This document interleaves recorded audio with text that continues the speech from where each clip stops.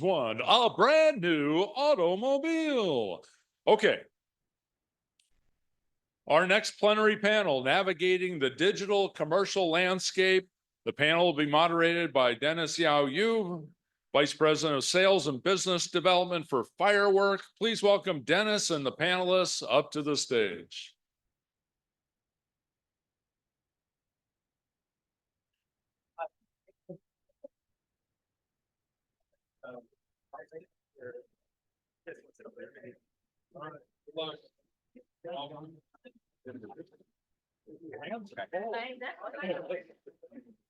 Alternate or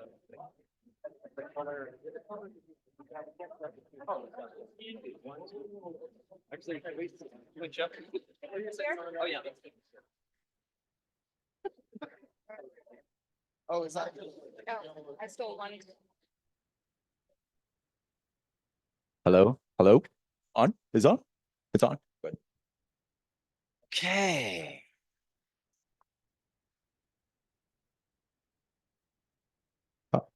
All right. How's everybody doing?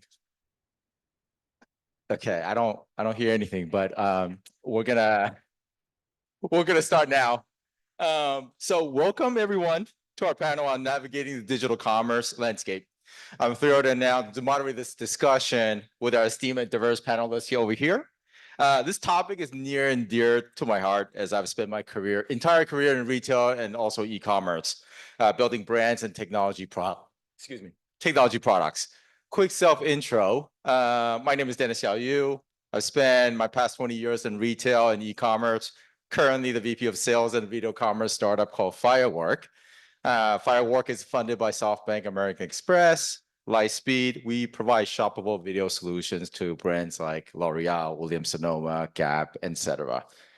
Previous to Firework, I led the customer success organization at Shopify, and I'm also a proud USC Marshall alum. So fight on. So before we kick off the panel discussion, allow me to make a round introduction to our panelists. Today, we're very excited to have Win Austin. Win is the founder. There you go. We have fans. I like it. Win is the founder and CEO of Kitchen, a natural Asian food brand founded in her kitchen, inspiring both the brand name and her dedication to creating sauces that are a healthy twist on traditional flavors. Her passion for combining her Vietnamese heritage and healthy living inspired her to craft a line of Asian sauces made with natural ingredients with no added sugar, soy, or gluten. Next, we have Radna Sharad. Radna started 28 years ago, leading product organization in the transportation and logistics industry, enabling B2C and B2B commerce. She was the co-founder of Runway 2 Streets, a global luxury marketplace where she found that her experience as a consumer purchasing from international sites could have been more convenient and frictionless.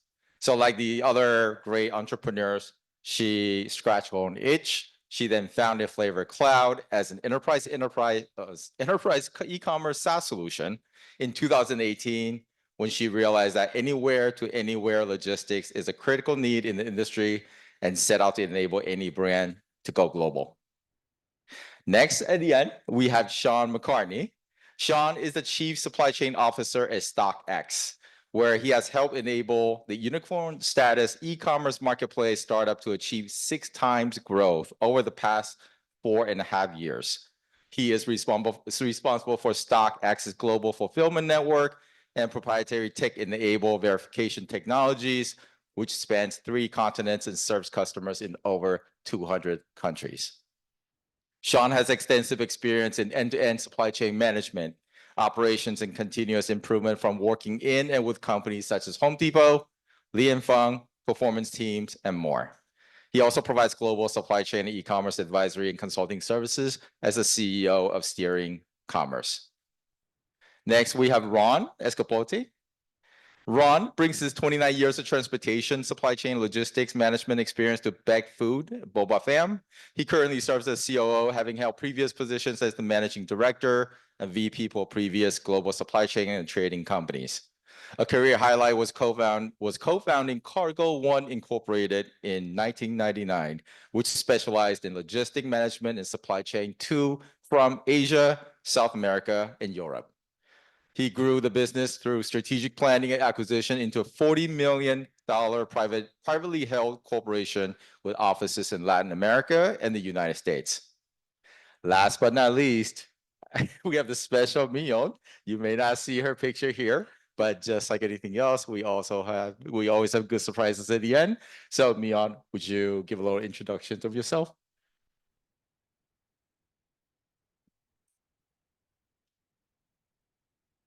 Maybe I can borrow yours.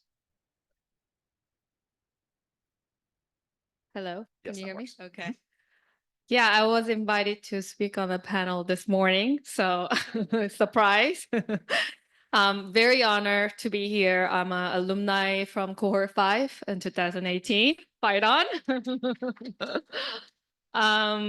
Really pleasure to be here. I'm the VP of Integrated Business Planning at Jazzwares. If you are not familiar with Jazzwares, we are the manufacturer of Squishmallows. So raise your hand if you're heard of Squishmallows or Pokemon.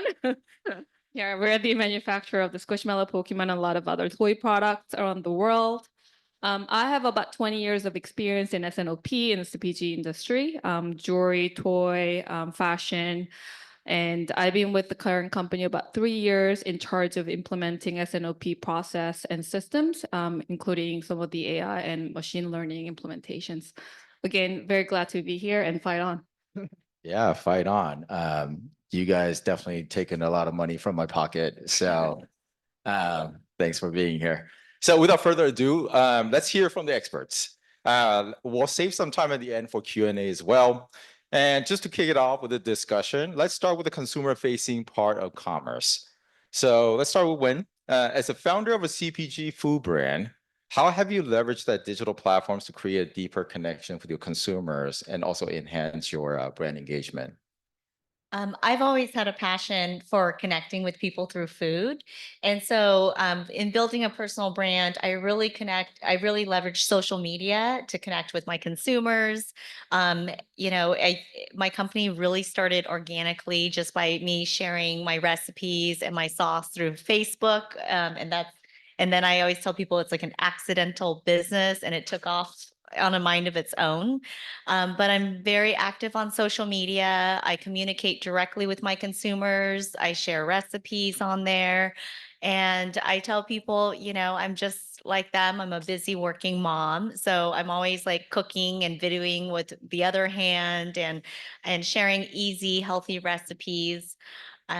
Yeah, and in building a personal brand, I also share a lot of my entrepreneurial journey through social media and on my podcast, and hopefully inspire other people to make that jump if it's something that they're thinking of, and sharing the ups and downs of entrepreneurship. Yeah, that's really fantastic. I think there's a lot of, we were talking about food and also CPG space where there's a lot of newer brands coming out that really tie their sort of culture and heritage to what they do. Next question, let's go to Ron, since you're kind of in the similar space, but you have a lot of experience in logistics, right? And when we're talking about branding and consumer engagement, a lot of times it's not just from marketing, it's also from customer experience perspective. So I guess the question is, at Boba Fam and also perhaps Cargo One, can you tell us a little bit about how you have been able to leverage logistics to create and transform that customer experience at the end of the day? Sure. So our business is in boba. And when me and my partners first started and thought about the concept of bringing like the best version of boba to your home, we were just obsessed with trying to get the right texture, the right product, and the very best like boba tea shop experience to the house. So in order to do that, we found out that either you make this boba at home, spend an hour and a half trying to get the right texture and have it at home, or we flash freeze it at the very moment at its optimal, I guess you could say texture or QQ for the most part. So in our situation, we designed a product that basically is frozen, and in order for us to to manage this distribution, it's basically a cold supply chain from international suppliers all the way here to the United States. So in our situation, I was always cursing my partners about choosing the product that's probably the most difficult frozen type of product to do full distribution on an international level. So for me, taking advantage of my experience and a lot of the relationships that I had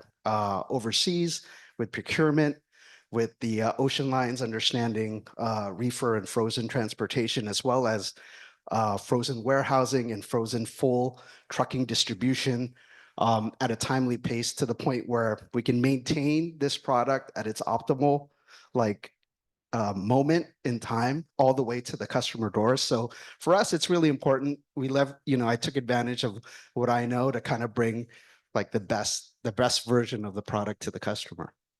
That's fantastic. It's really about customer expectation and meeting the expectation at the end of the day, right?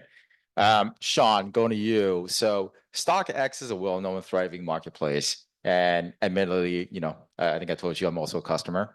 Great sneaker selection out there, by the way. I'm doing a little promo.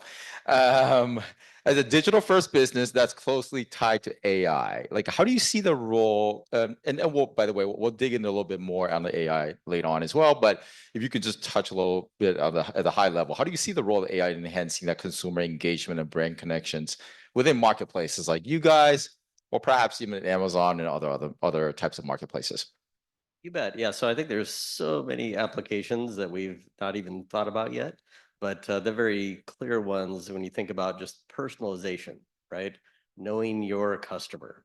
And of course, we try to segment and put them into buckets and try to serve up the very best options for them. So when you think about digital assortments and what they see as they browse, they navigate, and you can imagine as we get to know them better through that technology, we should be able to narrow it down to a pretty finite view into what they really like.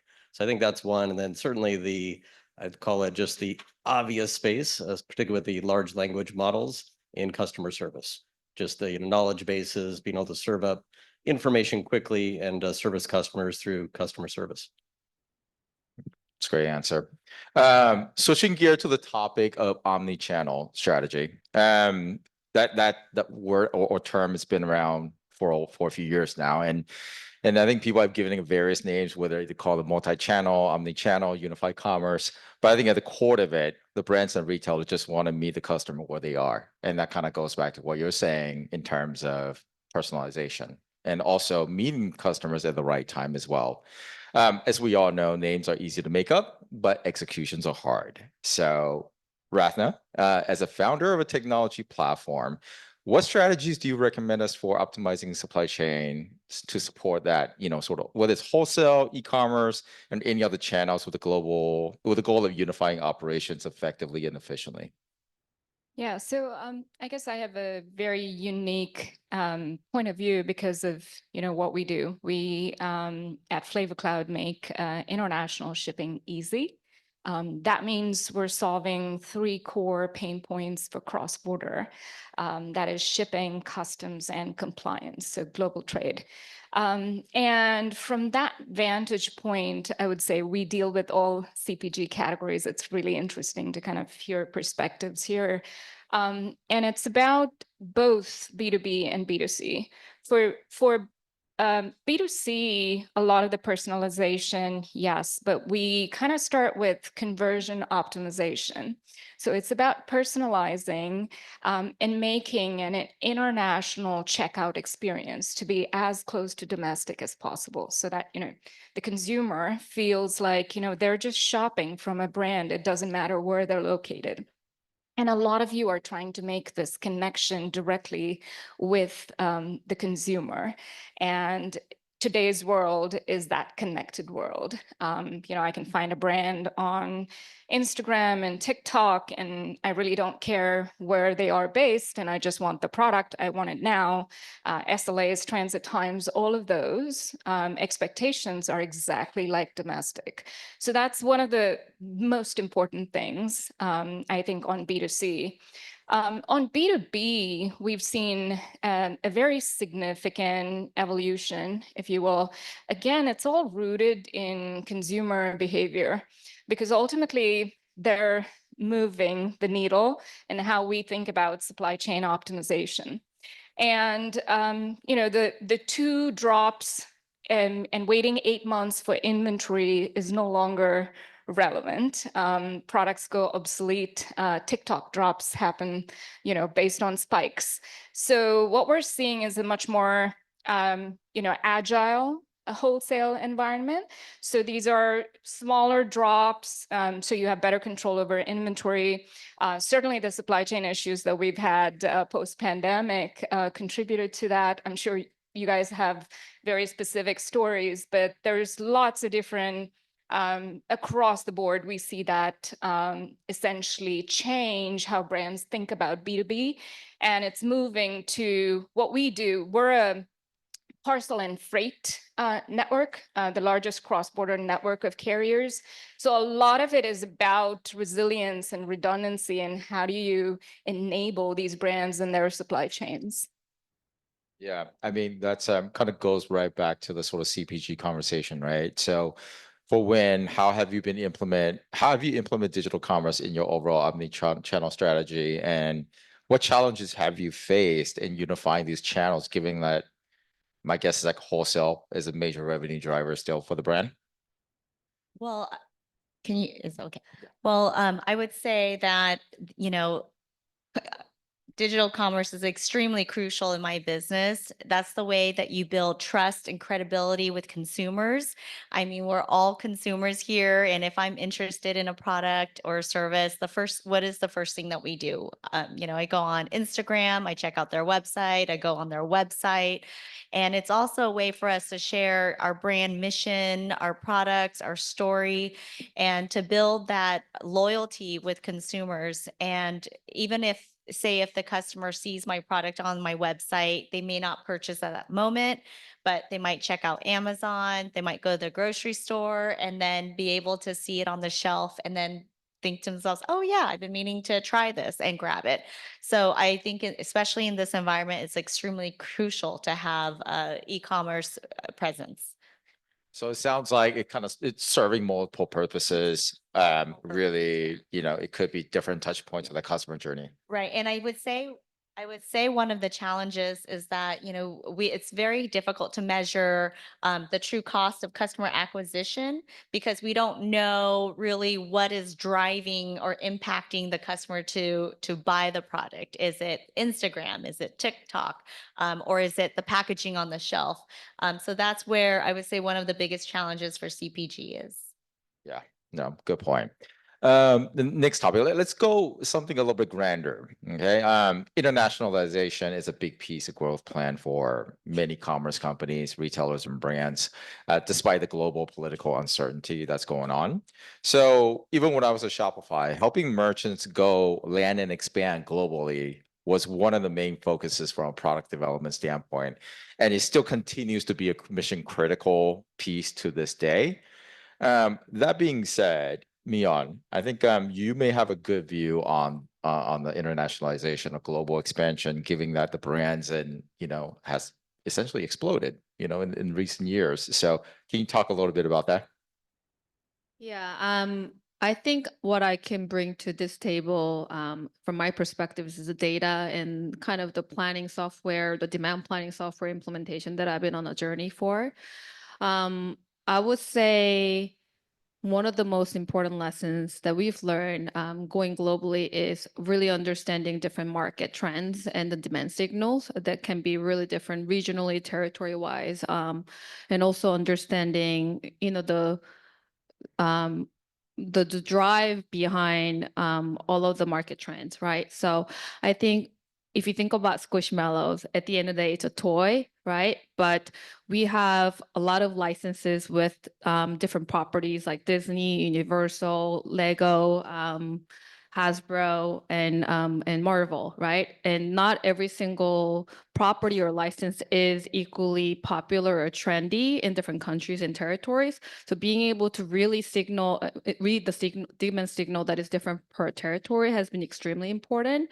So the market strategy or the commerce strategy that we have for the US is extremely different from the ones that we have in Latin America or in Europe. So I think, that's kind of one of the most important lessons that I've learned, really implementing the global strategies that we have. Great. Ron, you have an extensive experience in global logistics, right? You manage a lot of global sourcing in the business that you own. Given that regional instability, uncertainty, and all of policies always play a huge part, can you give us some examples of, success stories or insights or lessons that you have experienced, and that's something that we can take away from?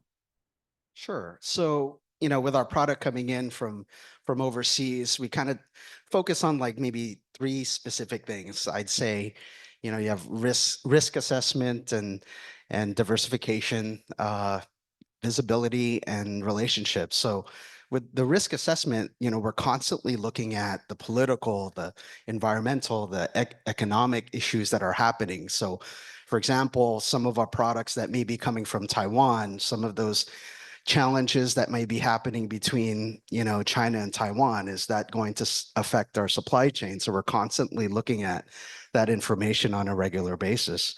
Looking at trying to diversify, not just trying to throw all your eggs in one basket, actually looking at alternative supply, different regions, different locations, even back home here in the United States. With the visibility in supply chain, it's constantly trying to maintain a regular, basically finger on the pulse, basically being able to answer a question where every single shipment, every single product, every single case is at any point that's asked of me or my team. So, taking the extra effort to have API connections with all of our warehouses or truckers and all their proprietary information and software. It's a tremendous amount of like work and information just to get that together. And basically the last is like the relationships, trying to make sure that our overseas partners and our relationships or our co-packers, the relationships are tight. So if there is crisis, that they have our back, we have theirs, and try to figure out like an alternative plan B or something to kind of get us through these challenges. So it sounds like on one end, there's the data, making sure like data sync across and also legible and as clean as possible. There's also obviously the human relationship part of it that kind of has into play. Rathna, your company has expanded globally. I'm sure your clients have as well. So what are some of the key considerations for the business looking to establish international footprint in that digital commerce space that you've seen? Yeah, so we were global from the get-go. So what we do is, we support 220 plus countries. So that means it's anywhere to anywhere. The shippers, these could be brands, it could be third-party logistics providers, and we're kind of helping them go global. And so the lessons are much more as to, how do we take these CPG categories and help them do that? And in terms of doing that, the biggest, in addition to some of the, understand your market, I think for us, it's a lot about, you need carrier diversification. Like, even for domestic, it is a big part of your cost as a brand, understanding your margins. So really thinking about, we have a network approach to that, which is basically leveraging routing intelligence, AI and different aspects of it to say dynamically, consumers in the checkout want great shipping options, rates, a guaranteed delivery promise, if you will. They're also expecting to have a domestic-like experience. That means they need to know what are the duties, taxes, and fees. It may be rolled into a product price in certain markets. It may not be in other markets. So really about controlling that experience and understanding what converts better. Ultimately, we're in the business of increasing international sales at checkout. And then in the back end, we're kind of plugging into warehouses. It's about operational efficiencies. So the order has come in. So now how do you make it super seamless all the way through customs clearance and delivery? So that's where a lot of the compliance aspects of, can you ship this commodity to this country? And if so, are there additional paperwork, documents that are essential? How do you clear import in China? It's different from clearing in India, or know your customer in Brazil. All of these regulatory compliance aspects are fluid. They're changing by the day. And as e-commerce has grown, which to your point, Shopify published the numbers that 30% of sales is international. We actually see 40% of traffic on websites be international. International is #1 strategy for expansion in most brands' minds, or has been since the pandemic. So given all of that, having these aspects, both on the conversion side of things and on the back end, if you will, transforming operations and automation across all the way, I call it first mile, global mile, and last mile, but really actually automating it all the way through, and having transparency for the end consumer, because ultimately she's not expecting additional bills. It shouldn't be stuck in customs for days or weeks, and you want a very reliable experience for the end consumer.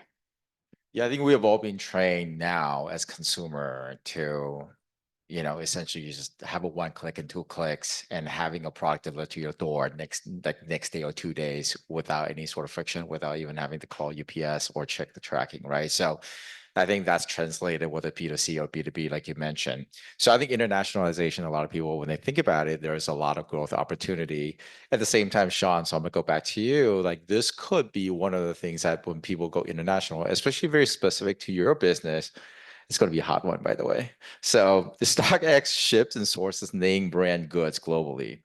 Counterfeiting is a big issue for all marketplaces.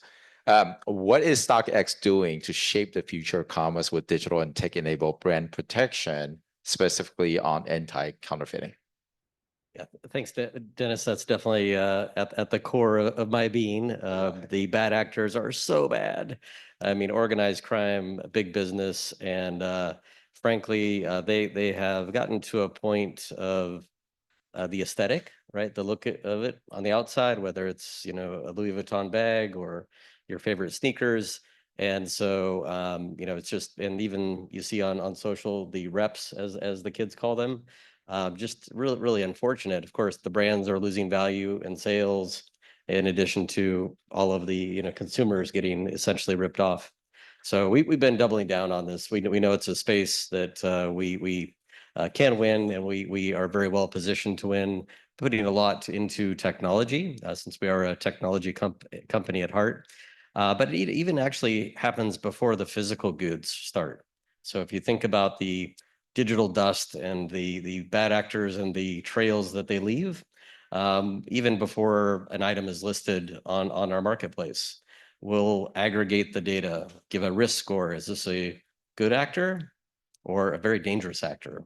For, of course, the worst kinds, they never get a chance to list on our marketplace, shut them down, shut them off. And then, of course, as they come through our verification network around the world, we've got different risk profiles and different technologies that we use for each of those. And so we were fortunate to, a couple of years ago, come across a piggyback opportunity, I'll call it. So many of the top brands use embedded technologies, specifically RFID, QR codes that connect data. And so we've been able to engineer a methodology, especially with nearly 1 million trades per month. So we've got a lot of big data, about 30 million customers on our platform every month. And so we can really triangulate on that data, gives a signal, high risk, low risk, cancel them out. And then, of course, we've got a whole roadmap of amazing technologies that are coming down the pipe. So once again, I know it's not a politically correct term, but a bit of an arms race. Bad actors keep getting bad and worse. And meantime, we keep upping our game with advanced technologies, and machine learning, AI, certainly a big part of that. Sure. Yeah. I think machine learning, also AI, is going to be a huge part of that. By the way, I just noticed you and Ron's wearing the same shoes. I think I didn't get the memo, obviously. So It's the Travis Scott Jinx day here. nice. And this would not be a good panel if I don't talk about AI. AI has been, in my opinion, overused as a word. Almost any company coming out of Silicon Valley right now put a name AI to the name. So everybody has different interpretation what that means. Everybody also has different, sort of knowledge in terms of what that is and how they should deploy or what kind of products they should build based on AI. Mion, I think start with you. Can you tell us a little bit about what you guys do in your company and what does actually AI mean, strategically? Yeah, I mean, from planning side of the world, especially the demand planning side of the world, our company has been a journey of implementing demand planning software using machine learning. I would say for the last 2-3 years. I think if you think about thousands of SKUs, especially every color, every design, every license that we have on Squishmallows, it's extremely hard to forecast at the SKU level or each item level, right? And also if you think about our distribution model, and 90% of the business we have is B2B, but also we sell to a lot of big mass stores, club stores, but also independent stores, online e-commerce stores, right? So if you think about the different ways of buying, different ways of behavior, customer behaviors from one channel to another channel, it's also extremely hard to forecast, right? So we brought in this machine learning capability, demand planning software a couple of years ago. We were starting to kind of applying that algorithm or statistical model to forecast or increase our forecasts increase our forecast accuracy at the item customer level. And I think out of 2 years of journey, now that we're implementing that system and using it every day, one of the lessons that I learned, I think we talked about it a little bit in the earlier panel discussions, which is really important, is the data integrity. I cannot emphasize enough about how important it is to have a clean, actually reliable data before we implement any AI or machine learning, because I think we've gone through multiple months of data workshops to be able to actually cleanse the data so we can rely on it. So for example, if you wanted to look at forecast accuracy at a product family level or product category level, your item has to have a hierarchy, right? To be able to connect to the family, to the brand, to the category. And if you don't have that kind of data structure already in your system or in your company, you kind of have to you have to kind of start from scratch, right? So I think no matter how smart, sophisticated the AI machine learning goes, I think the baseline of like the data integrity or data accuracy is extremely important. Another thing that we've learned is not every item is forecastable, right? So obviously, the more patterns or more predictability you have, you can use the AI or machine learning to be able to predict the future. But in case of really volatile, demand, or I think we all went through COVID where a lot of things were not forecastable, right? Including the container cost. Like, how do we forecast that, right? Including how much is the right safety stock. So I think, again, just coming around, long story short, if you are implementing anything that's machine learning and AI, data integrity and baseline forecast is extremely important. And another thing is the human insights. I think I'm really, really glad that I've kind of heard the other panelists talk about that point. I think we have a lot of those kind of negative or kind of a fear against how the AI is being applied in today's industry. But there's no such thing as, as good as human insights and human intelligence, right? We are the ones who are deploying the AI, the machine learning in our everyday culture of our work that we are kind of, formulating or kind of captivating at the same time. So I think, human insights, human knowledge, human intellectual kind of, be able to make that decision is always going to be the key in an AI world. It's just about how we use it and why we use it. That's a really good point. I think there's obviously a lot of discussion between, where do humans come in of the process, whether it's strategic decision making, process execution versus AI. Maybe the high level, just sort of keeping in mind that we're the ones building the machine, not the other way around. So, Ron, you talked a little bit about using data to make strategic decision in retail account planning and price, park architecture, and trade spend management. And so how do you look at AI in conjunction or complementary to these areas?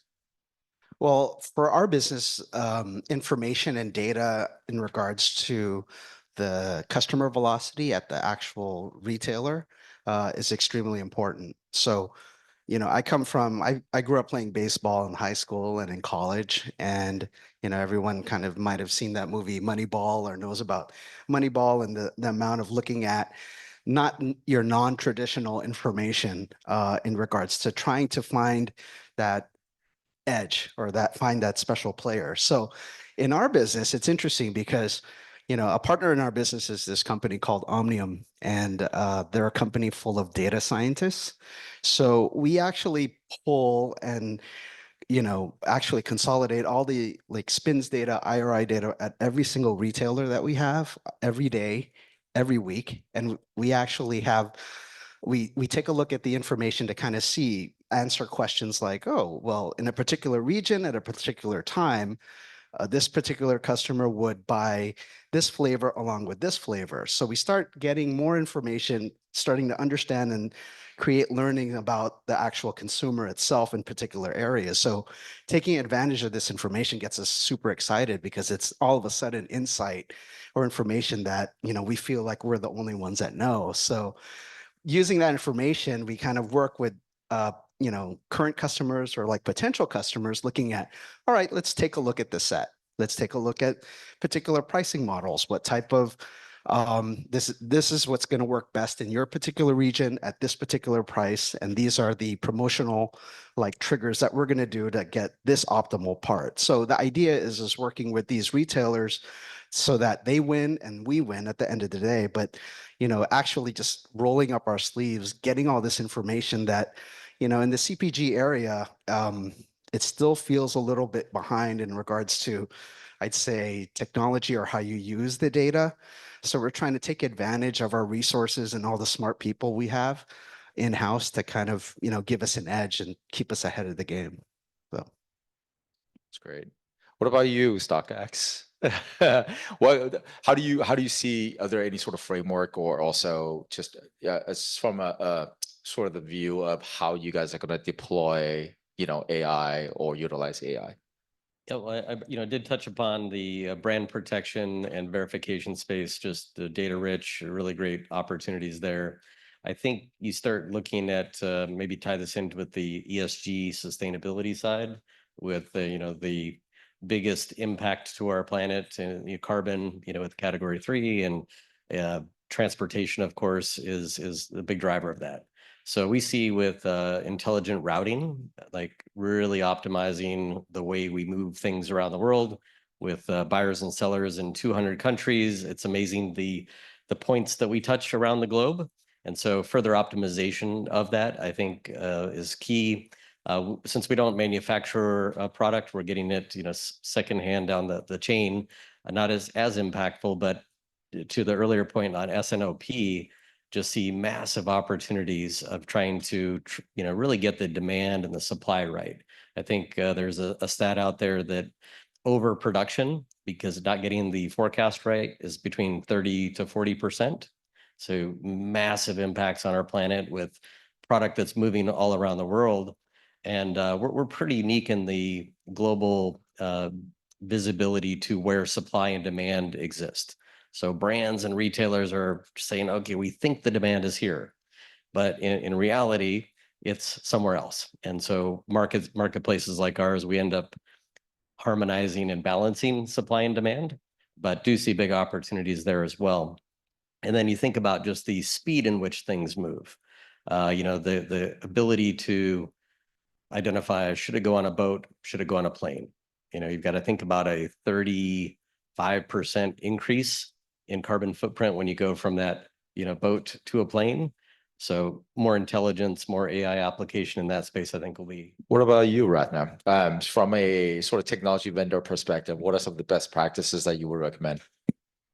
Yeah, well, we're a technology SaaS company, so I mean, a lot of what we do for cross-border has been based on machine learning and data science since we started. It's been very exciting to kind of have the new LLMs come in, and we have applications across different areas. One of those is route optimization, because as you can imagine, anywhere to anywhere from 200 plus countries to 200, what is the optimal carrier selection is a very unique problem, because it is based on not just the shipper, their commodities, which countries they're moving to, the transit times, SLAs, but also 15 other characteristics, from value of goods to customs clearance to how do you do this in the most optimal performant way. So that's one of the areas. The other one, which is very unique to us, and one where the LLMs have in the last few years helped significantly with accuracy, is HS code or product classification. These are harmonized commodity codes. So essentially, a cotton dress, women's dress, has a 6-digit code that's understood by trade. And how do you take product characteristics just from an e-commerce store, for example, images of the product and the descriptions, and really classify them at scale and do it accurately, right? Fascinating problem, great for ML. And then the other piece of what we do is accurate landed costs. This is basically duties, taxes, and every kind of fee that you would put in the customs bucket or the carrier bucket, really predicting that upfront with accuracy so that there are no surprises, not just for the consumer, but also for the shipper, because you could get hit with fees after the fact, and that can be eroding your margin. And finally, one of the areas that I think we're just, making a lot of inroads, but it is, it's early days, is the data and the insights that we have and the recommendation engines, because we're serving so many different disparate verticals. And so a lot of insights, because oftentimes, if you think about global e-commerce, and this is just B2C, in the last 5 years, it used to be 1 to 2%, and now it has grown so significantly, and it's moving at a crazy pace in terms of growth. And so as part of that, it's really about providing brands insights on where do you go, which markets should you target, what should you look at in terms of options for optimizing your CAC or your LTV. So those are the types of things where recommendations engines are super interesting for us. Yeah, interesting indeed. More to come. And we cannot talk about supply chain without talking about sustainability here. And so in recent years, many companies have made progress in various areas and to various degrees. Progress level may differ, but one thing is for sure, the discussion's here to stay. So maybe, Win, can you speak a little bit about sustainability within the CPG space, and maybe just also within your company as well? So for sustainability, I mean, consumers are really driving the demand for sustainability in CPG. I mean, if you go into your local grocery store, you'll see more and more, there's going to be more local products being highlighted, local farmers, regenerative, items coming from regenerative farms. And, and it's really here to stay. And even for myself, I've made changes on trying to find produce that is locally grown and not have traveled, 50,000 miles for a bag of lettuce, right? For Wynn's Kitchen, the ingredients use, I always prioritize using family, like for example, the fish sauce and my lemongrass marinade and my satay chili sauce, it's from a 3rd generation family locally here in Orange County. They barrel aged the fish sauce out of Vietnam, 4th generation, and the ingredients are only dried barrel aged anchovies and sea salt. So very simple ingredients, just trying to find local family-owned products and companies to work with. Mhm. Yeah, it's very inspiring. Ron, how about you? For u- for us, it's interesting because, having to deal with a lot of retailers or new retailers, we were actually asked not too long ago to calculate our carbon footprint on our imported products. So the ability to actually figure out, okay, well, how do I calculate this thing? But there are resources for you to actually do that based on your particular product and the origin and how much you're shipping and what mode and what type of distribution you have. So you can imagine for a frozen product, the score was fairly high. But in regards to sustainability, there are areas where actually, by choice and also by compliance. For example, distributing, let's say, boba straws in Canada, it can't be plastic. There's a country regulation that bans all plastic straws in the country. So it forces us to look at alternative sourcing for paper plastics or uh, biodegradable plastics for the straw. So, we always are taking a look at our packaging. A lot of the sustainability and I would say on the CPG side, depending on, let's say if you're going to the natural channel, it's one of the very specific like requirements that some of these customers need for vendors to actually sell at some of these stores. So they want to know your packaging, degradation rates. They want to know what type of where you're sourcing your boxes and what have you. So it's extremely important for us. It's a pretty regular conversation whenever we're getting into new packaging formats and new products and what have you. And Rathan, I know this is a topic you're very passionate about, so definitely want to hear from you. So with the increase of consumer preferences, how do you think the industry can support greener choices and sustainable practices? Yeah, I'm personally passionate about this simply because I think the supply chain industry is one of those, that's number two, I think, in the world in terms of carbon emissions. And so, when I think about our company and how we work with brands, shippers of all sizes, we're often driven by what the brand ethos is and essentially what their end consumers are asking them. So we've started seeing them come to us and say, we want transparency. This is our brand ethos. Our end consumers expect it. So it's actually being driven from that, which is very exciting to see. As much as I'd like to say that we're kind of pushing this, it really is the brands and the consumers. So I think the consumers really, you vote with your dollars, and that's what really translates to any kind of change. So as soon as these brands start coming to us and saying that, hey, what are sustainable options that are available to us?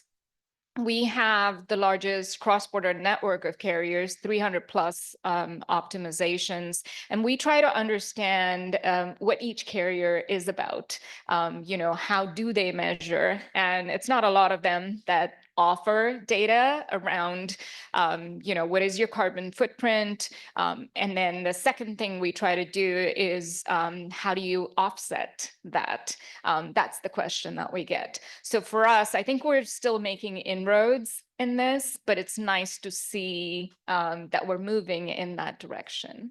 Yeah, definitely. That's definitely what we see it as well. So, but last but not least, we're kind of coming up time, but last question, as each one of you look ahead to the next 5 to 10 years, what do you see as the biggest trend, innovation, opportunity that will shape the future of digital commerce? And you can say AI, obviously, but if that's what you're gonna choose as an answer, if you can just elaborate a little bit more? Maybe we'll start with Mian and then we'll go down.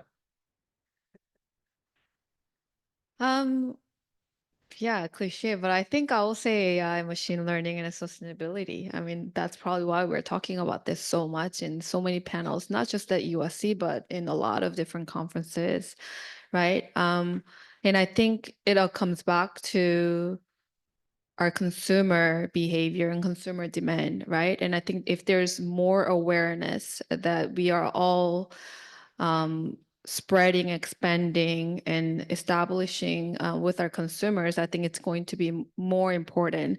And I think right now, when it comes down to sustainability, it's a lot of it, I think at least in the US company, it's voluntary, right? In terms of how the companies decide to comply, especially in the CPG space. I think in terms of the packaging, in terms of the carbon emission, in terms of like the influence or the impact that we're making in sustainability is voluntary, whereas I know in our company, at least with our European operations, it's actually a requirement by the government, right? So we are supposed to report on a lot of our bill of material, BOM component, and what type of, recycled materials or, plastic reduction that we are initiating in our products. And I think it's becoming a regulatory and it's becoming a requirement in Europe. And I can see that maybe in the US, that trend is probably not too far away. And it is my hope that we do become a little bit more conscious that we're in a requirement rather than leaving it up to the companies to take the voluntary actions. Because at the end of the day, I mean, I have 2 children. A lot of us probably have children.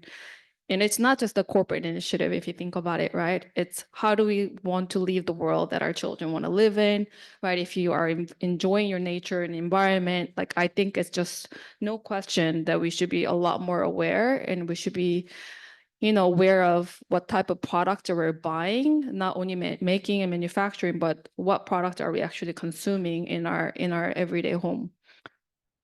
Thank you. I think the next biggest growing trend is health and wellness. More and more consumers are aware of the side effects of eating processed food, sugar, and we see it, especially since the pandemic. I mean, cutting back on sugar is the #1 trend in health, and even in you'll see drinks. Everything has some kind of mushroom or just trying to like consumers want to be healthier, they're more aware, and they're looking at the labels and looking at all the things that they're putting into their bodies. Ron? I mean, I feel like people are just going to keep consuming. So how are we going to get more over to We're the people? Americans, that's what we do. Yeah, faster and more easy. So it's interesting because like online, I can go on and take a look at a sneaker. All of a sudden, a StockX advertise pops up on it. So in my mind, I feel like as a consumer physically in the store, a lot of the things that we're learning just in our business right now is finding out what particular products go with particular SKUs go with particular SKUs. What a consumer is going to buy along with this product. They're going to grab milk. They're going to grab eggs. So I feel like within the next 4 or 5 years, you're going to see a lot more data-driven personalization at an actual store or brick level, where you're going to walk in and you're going to have a lot more of a curated presentation. I think that's closer to what you might actually want, so they can just get you to consume more and more. So I think that's the personalization piece you're talking about, right? We just talked about, right? So there's always pros and cons. Ratna? So I'll give a different answer because there's so many different things on AI that's going to be great. But something more specific to cross-border is regulatory changes. When you think about global trade, it's increasing. The pace of e-commerce is increasing, and every government essentially wants a slice of the pie. And so what you will see over the next 3 to 5 years is significant changes, regulatory changes that are country specific, region specific, and I think that's going to drive things forward to more consumption. Certainly +1 on that one. Don't break the trend. Go ahead. Yeah, no, +1, absolutely. So much complexity that's always changing. But I would also just double down on industry transformation via AI. I mean, you think about global commerce, the digitization, and fundamentally rethinking how we do business. And I think we'll look back in 5 years and we'll probably be on a panel going, OMG, can you believe that really happened? Yeah, so. Excited to see where it goes for sure. Definitely more consumption of boba. I think that's definitely in the train in the list. Yeah, boba, some Asian cuisine and sneakers and sneakers and squishy everything balls. cross-border. We just got to bring all the products next time. So, but this has been enlightening and insightful. Thank you for the panelists today. We still have a few more minutes, so we can open up to any sort of Q&A from the audience.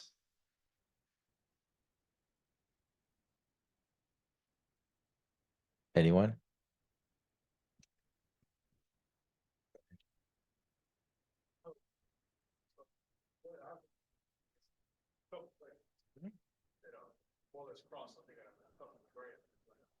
So specific like when, I think back to. Could you speak up a little bit?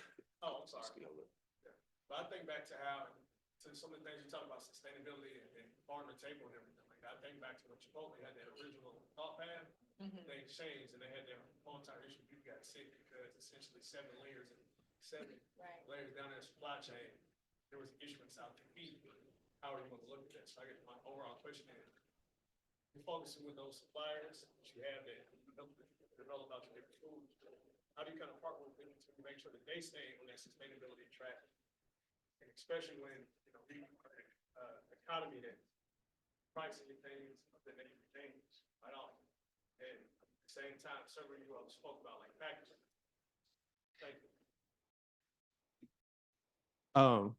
Well, first, did you hear my question regarding the food? I think you mentioned, the first part of the question was, how would I maintain my suppliers' sustainability?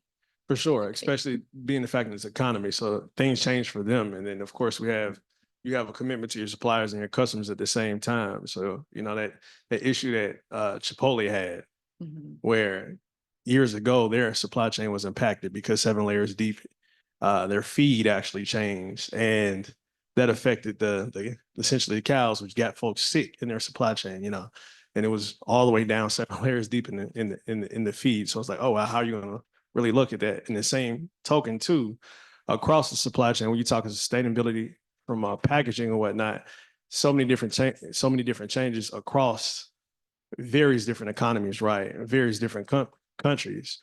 So when you look at it overall, when you look at, like you mentioned about the straws, for example, moving one country, do you feel like, do you evaluate the entire process overall? Because we look at, ESG and all those different things. If this is a functional move here in this country because we've realized that this may not be a good product, i.e. the plastics may not be good, should we go ahead and move these to the same situation for the other countries as well?